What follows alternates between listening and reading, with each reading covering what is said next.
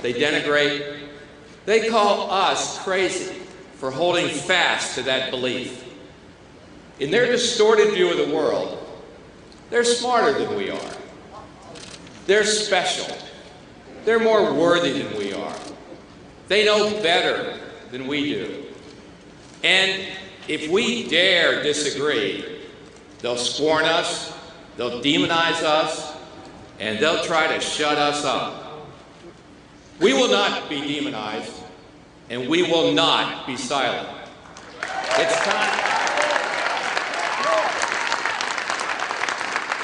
And there are Americans all over this country that feel like you do in this room today. It's time for us to take a sane look at the insanity that's consumed all too much of the media and the political class in this town. They wag a finger condemning the NRA. They call us crazy. But no one in the world has spent more millions over more decades to keep Americans safe. Our firearm safety training programs, law enforcement training, women's training, hunter education, our child accident prevention programs are second to none, while gun ownership is at an all-time high in this country right now.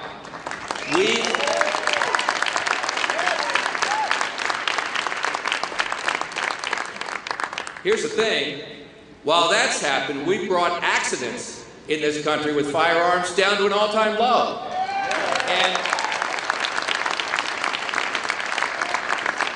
And each year, we teach millions of law-abiding people how to use, store, and defend themselves with firearms.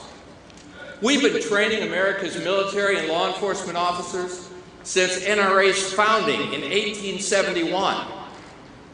And they call us crazy? In December, I advanced nothing more than surrounding our school children with the same level of protection as our jewelry stores and sports stadiums. Armed protection.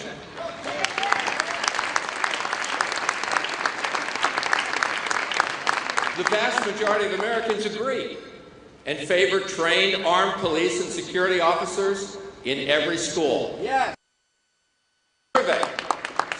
Recent survey of all 50 states, nearly 90% of teachers and administrators said an armed officer would make their school safer.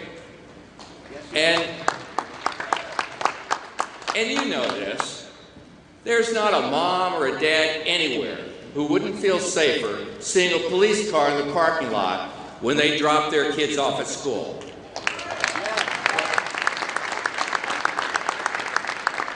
But the powerful elites, who will always have their own security, called our proposal absurd. You know what's really absurd? Not protecting our children at school.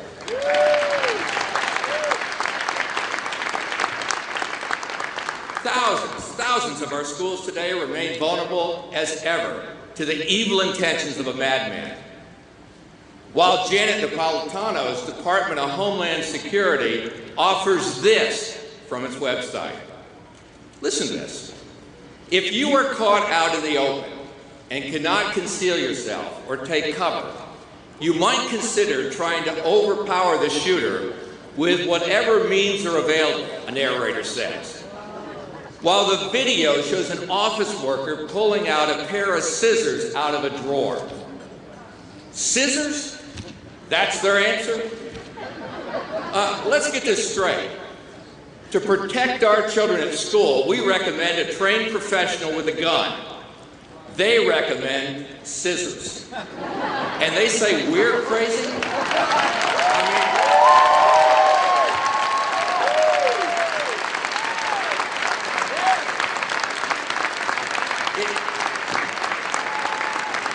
It's sheer madness. And here's what the political elites offer instead. A placebo called universal background checks. Yep, that's their big idea. A background check. A check that will always be far from universal.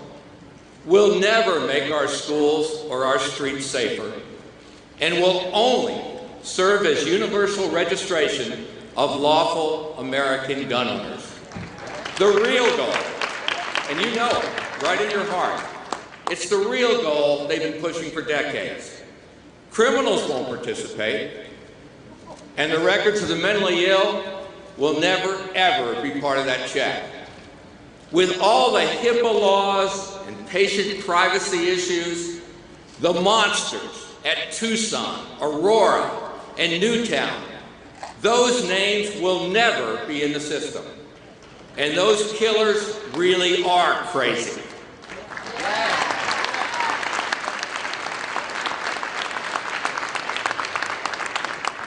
The very advocates and politicians behind this new universal scheme have fought behind the scenes for 2 decades to prevent mental health records from being added to the check system.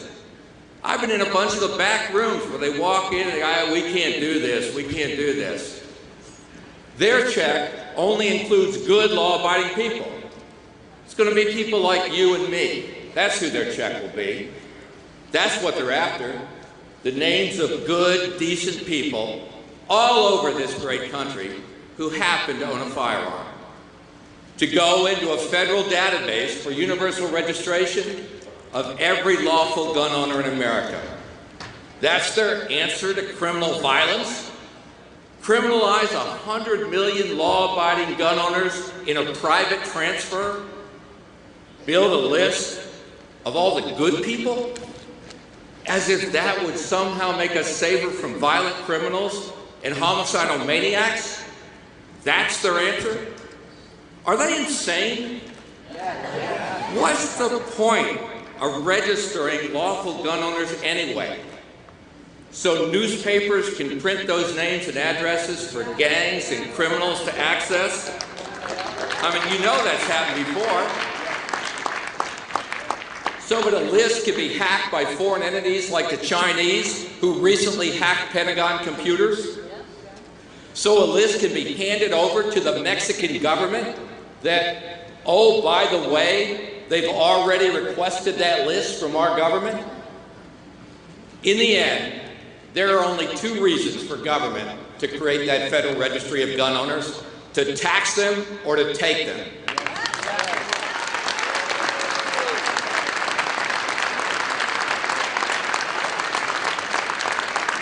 No gun owner, no rational thinking American believes that will have any effect on violent criminals, and they're right. It won't make anybody safer anywhere. You know, it's troubling and it's saddening how quickly this whole debate has deteriorated from what would truly help make people safer into what has proven to be a decades-old agenda of those bent on destroying the Second Amendment. They've offered nothing new, nothing helpful in making our schools, our streets, or one child in this country safer. Senator Dianne Feinstein admitted that she had her gun ban bill ready to go a year ago, tucked away in a drawer, just waiting for the right opportunity. Really? Waiting for an unspeakable tragedy to push her political agenda? Is there any wonder why most Americans don't trust Congress? They're simply not serious about making our kids or our country safer. If they were serious, they'd arrest, they'd prosecute, and they would imprison felons with guns, gangs with guns, and drug dealers with guns, as many as they could find. Yes. That's what they do. And that's what the American public wants. But they don't do that. What they do instead is they let them go free. Talk for just a minute about this thing called sequestration. Now, I run the NRA, not an economic think tank, but I watch the news, and I see that instead of rational belt-tightening, the first thing the government thinks to do, according to law enforcement officials, is let thousands of criminal illegals out of jail. You know what? Normal people all over this country think that's crazy. It's as insanity itself has been sequestered in Washington. We have all these federal gun laws with stiff prison time, except that the entire criminal justice system says we're not going to do that. If federal prosecutors say, just kidding, normal law-abiding people all over this country think that's crazy. And nowhere in this country does that apply any more than Chicago. Listen to this. Just listen to this. Federal firearms prosecutions for 2012 dropped by almost 30% from their peak in 2004. Federal firearms prosecutions in Chicago dropped 45% from 2010 to 2012. President Obama's hometown ranks dead last in firearms prosecutions, 90 out of 90 federal jurisdictions. Out of 76,000 prohibited persons flagged by the instant check system, only 13 were successfully prosecuted nationwide. Vice President Biden, and you heard him say it, he said they don't have time to prosecute. Excuse me, don't have time to prosecute prohibited people trying to illegally get a gun?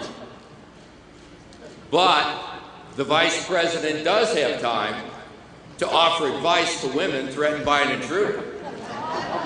Yeah. I'm going to quote him directly. Just walk out and put that double-barreled shotgun and fire 2 blasts outside the house. The Vice President, I know you're smiling, but gosh, the Vice President of the United States actually told women facing an attack to just empty their shotguns into the air. Honestly, have they lost their minds over at the White House?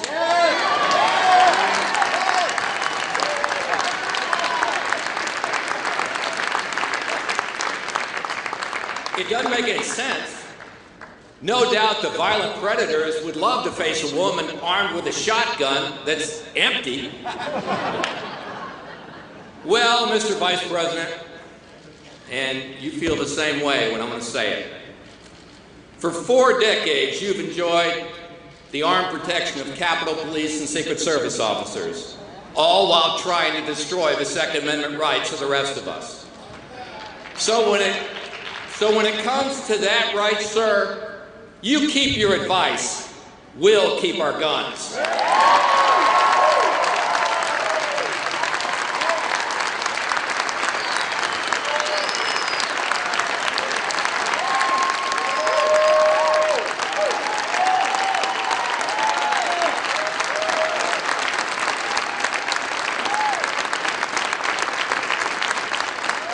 What I'm getting in rooms all over America from the American public.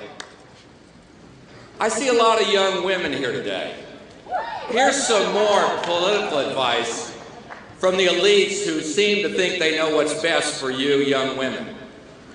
Some members of the Colorado legislature think women are too emotional to deal with violent attack. Listen to this, Senator Jesse Ulibarri said that instead of using a firearm, you'd be better off using ballpoint pens to stab an attacker when he stops to reload. A ballpoint pen? At the University of Colorado at Colorado Springs, officials recommend that women defend themselves against a rapist with passive resistance. Passive resistance? The one thing a violent rapist deserves to face is a good woman with a gun.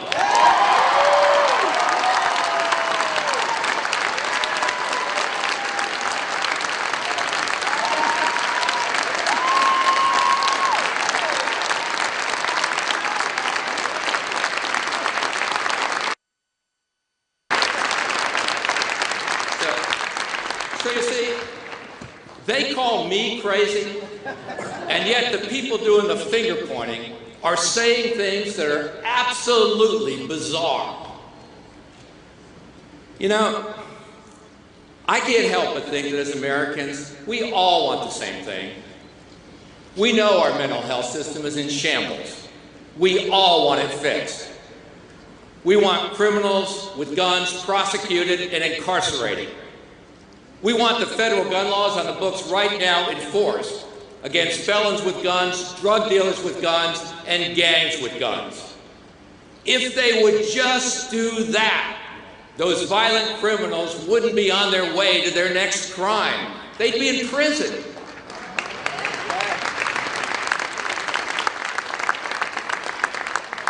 We want our children to be safe and protected. That's why we propose trained police and security officers in every school in the country. And there's not a mom or dad in America who wants to leave their children unprotected.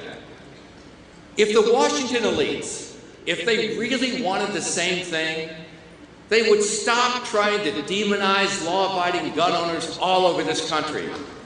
They would stop trying to convince the American people that all gun owners are potential criminals in waiting. And they would actually implement programs that addressed our problems in a real and meaningful way. Put police and trained armed security in every school. Enforce the federal gun laws right now that are on the books. Interdict and incarcerate violent criminals before they get to the next crime scene. Rebuild our broken mental health system. Help the mentally ill by getting them off the streets and getting them into treatment. And for God's sake, leave the rest of us alone.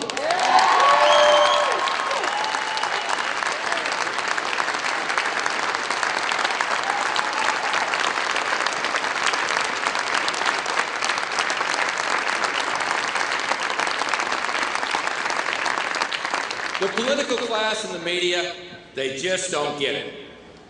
In a lot of ways, they've lost track of what this great nation is supposed to be about. It's supposed to be about us and people like us all over this great country. It's always been about we the people, not the political class, all the way back to our founding in our country. Here's what I'm talking about. In a recent closed-door speech to donors, politicians, and media, Bill Clinton spoke about American gun owners. Quote, a lot of these people, all they've got is their hunting and their fishing, or they've been listening to this stuff for so long that they believe it all, unquote. And we all remember Barack Obama's 2008 comments to a room of San Francisco elites.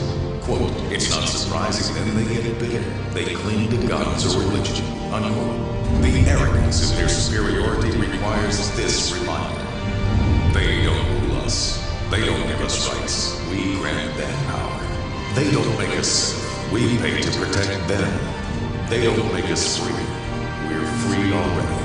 And as long as we have the Second Amendment, we always will be. We are America, and our politicians are only as powerful as we, the people, allow them to be.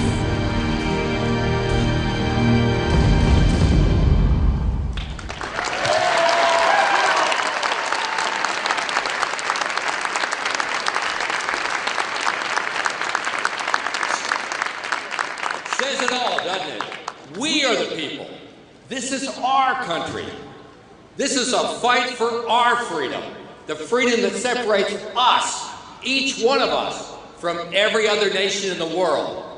That freedom makes us stronger than other countries. That freedom makes us better than other countries. That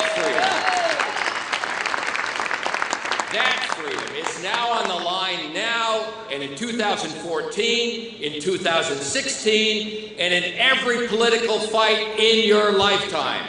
That is what standing and fighting and defending freedom is all about. When I first came to Washington so many years ago, I wanted to make a difference. I wanted to stand for something. This is not an easy place to remain true to your principles. It's an easy place, this town, to want to be liked and want to be praised. It's easy to be swept up in the warped reality that all too often is this town. You, each one of you here today, you're here because you want to make your own difference. Take your own stand. Plant your feet firmly in the foundation of freedom. Don't be swayed by the winds of political insanity. And no matter what the elitists who scorn you say, let them be damned.